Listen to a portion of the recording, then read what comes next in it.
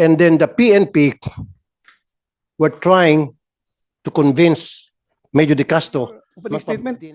Ah, Before Colonel Jack Malinaw will present the first case. Yes, You have the floor, Your Honor. Go ahead. thank you very much, Senator Bato de la Rosa, Mr. Chair. And to our guests and resource persons, thank you for taking time to join us today in today's hearing. I filed the resolution that we're going to take up today because I value the importance of our police force. At alam niyo po na napaka-importante po sa ating mga taong bayan, lalo na sa ating mga maliliit na kababayan ng ating kapulisan. Para po sa mga mahihirap, walang kapangyarihan at walang impluensya, inaasahan po nila na kapag may panganib, may banta sa kanilang seguridad, o kung may krimen, makakatakbo sila sa ating kapulisan. At marami po tayong mga mararangal na miyembro ng PNP na siya namang nasa isip lang ay ang magsilbi sa publiko. Unfortunately, there are still quite a number who ruin this reputation of the PNP. And nakakaawa ang mga matitinong pulis dahil nahalo po sila sa mga scalawags na ito. Itong mga pulis po na ito, ang laman ng balita, sila po ang sumisikat sa kalokohan.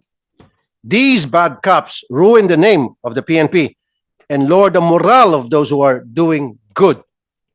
Mr. Chair, since the start of 19 Congress, walang tigil na po tayo kakapakinig dito sa committee na ito upang hanapan ng solusyon ang mga lason na nakapasok sa PNP. These police officers who get involved in crimes, how is it possible na nakakalusot sila? These police officers are corrupt, who commit human rights violations, who abuse their authority. There must be something we can do with the application of hiring process of the PNP. Then after that, what training do they go through before they serve as police officers? What continuous training do they get so that they are up to date with our laws? The retention process of review of those already serving in the PNP, who checks if they are still able to do their work, who monitors the records, and the disciplinary procedure. We should be strict with them instead of giving special treatment when they're involved in irregularities. Kasi po, it seems that they are very comfortable in not following the protocols, rules, and laws. Bakit pa po tayo gawa ng mga batas, ng mga rules dyan sa PNP kung sasabihin lang sa atin parati na syempre, mahirap kasi implement. Kasi sa operations na yan, we have to make a more professional PNP.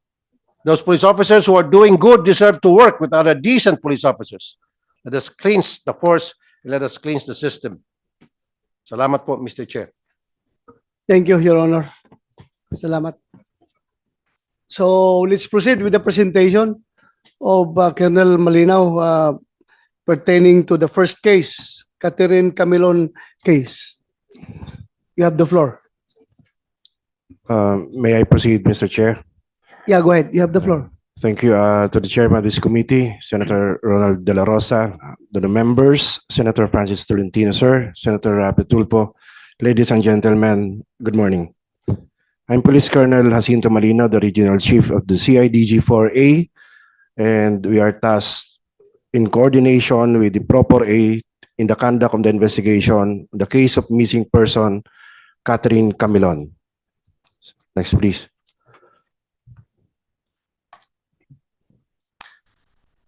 Allow me to take you back, sir, to the date, time, and place of occurrence. The incident happened, or he was based on statement given to us. Catherine last left their house at around 6 p.m. of October 12, 2023 in Barangay Rilio Tui, Batangas on board her driven metallic gray Nissan Juke with plate number NEI 2990. Next slide. As to the profile of the missing person, Catherine Manguera Camilon, shown are the personal details of the victim, one of which he was crowned as the grand winner of Binibining Batangas Quarantine in Batangas City in 2020, and at the same time, she was also a freelance writer at Balisong Channel, an online broadcast based in Batangas Province. As to the profile of the suspects,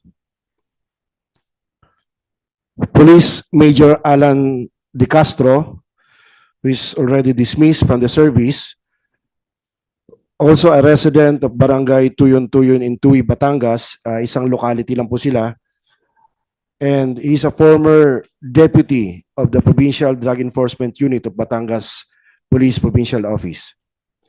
Next. Another Sorry po, suspect. sorry. Drug Enforcement Unit. Drug Enforcement Thank Unit. you. Proceed po. Sorry. Yes, sir. The second suspect is Mr. Jeffrey Magpantay, alias Jepoy.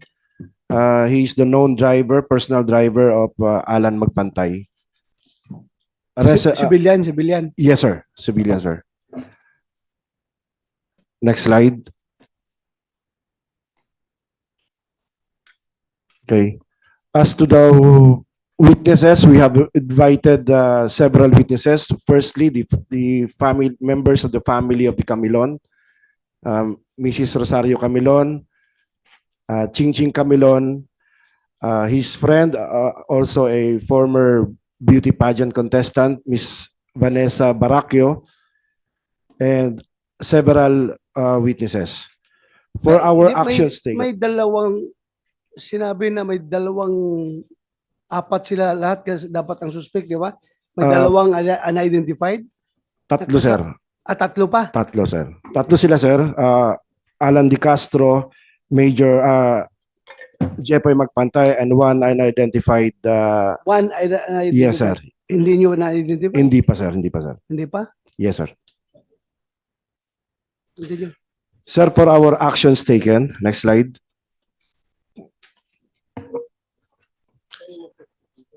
On October 27, sir, 2023, the case was turned over to CIDG 4A based on the resolution from the Proper A Regional Committee on Missing and Found Person.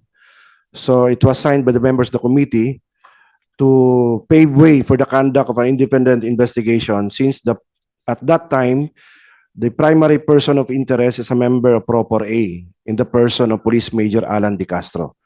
Shown is this resolution of said turnover, sir, to CIDG 4A. Next slide.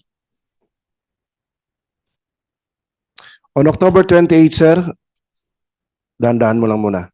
On October 28, back. On October 28, sir, we immediately created the special investigation and tracker teams since we are tasked to lead the investigation based on the resolution by the RCMFP Proper A Camilon. On October 28, sir, we immediately coordinated with the family of Camilon, especially from Mrs. Rosario and the sister of the victim, taking of their statements. Please click the October 28. So those are the established facts, sir, of the statement given to us by the Mrs. Camilon and Miss Ching Camilon. It is established that on October 12, Catherine asked permission from her mother that she will go or report to Balisyong Channel in Batangas City. Catherine allegedly left the residence driving the SUV, Nissan Juke with plate number NEI 2990. At around 7:26 of October 12, of same date, Rosario received a text coming from Catherine informing that she was at Centro Mall in Lemery, Batangas. At around 8:30, again, the mother, Miss Rosario, received a phone call coming from the victim that she was at the Patron gas station in Bawan, Batangas. On October 13, based on their statements, they did not receive any call or text coming from the victim. Ito na po yung nag-alala yung family sila na nawala na si Catherine. Next.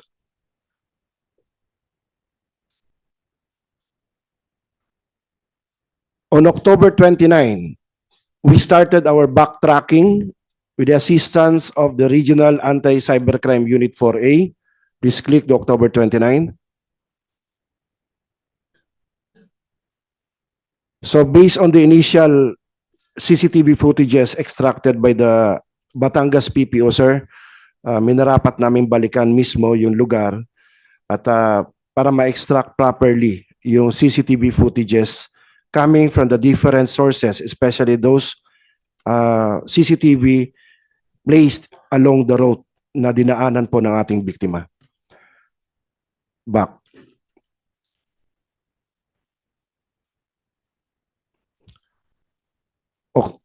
Okay, on October 31, we also posted, nanawagan po kami through social media and that of proper ACER, posting of missing person.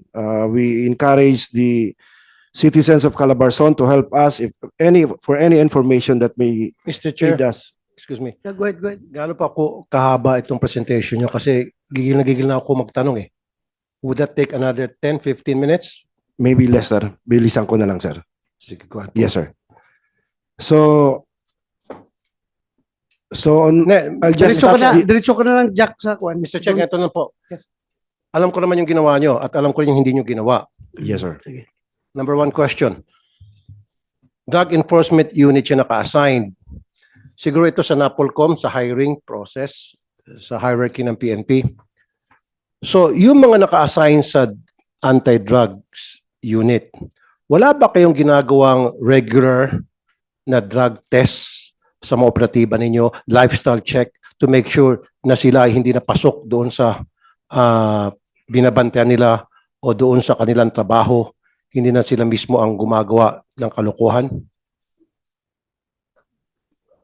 Tulad nitong si Major De Castro. So kayo ho ba may ginawang regular drug test dito sa taon to? Sir?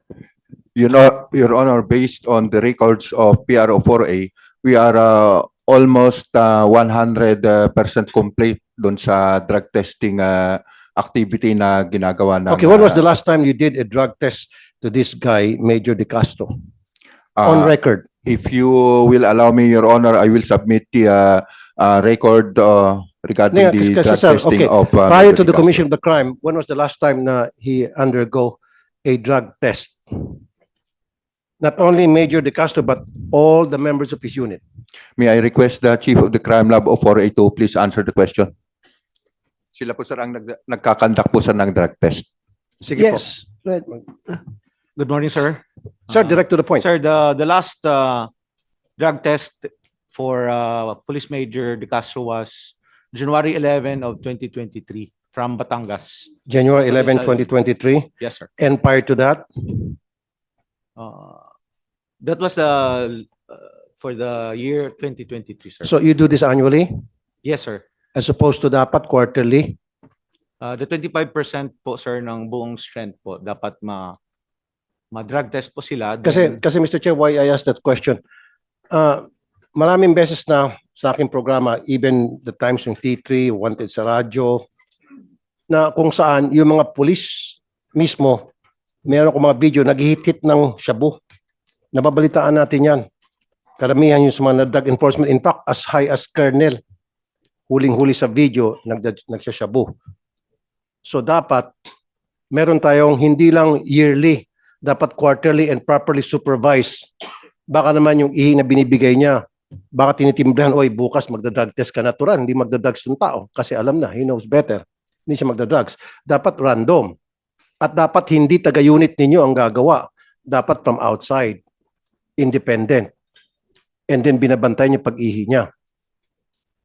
Nasusunod ba yung ganung procedure, Colonel? Yes, sir.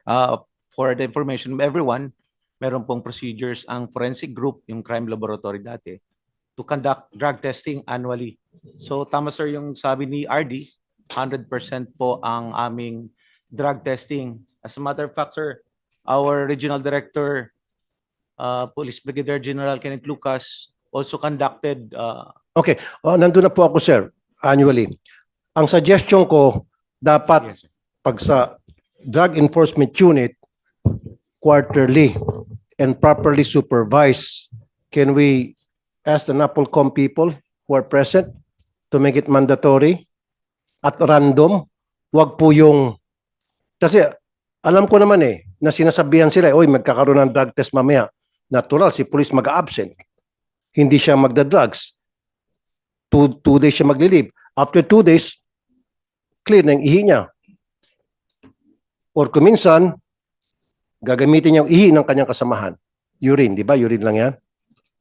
Yung paggamit ng ibang ihi, malabo mangyari yan ngayon dahil yung meron talaga nagbantayan doon sa Okay. CR habang umiihi sila. Okay. Di binabantayan talaga yun ng crime And lab. may I suggest, Mr. Chair, kasi yung sa shabu, huwag ka lang gumamit ng ilang araw, burado na yung, clean na yung ihi mo.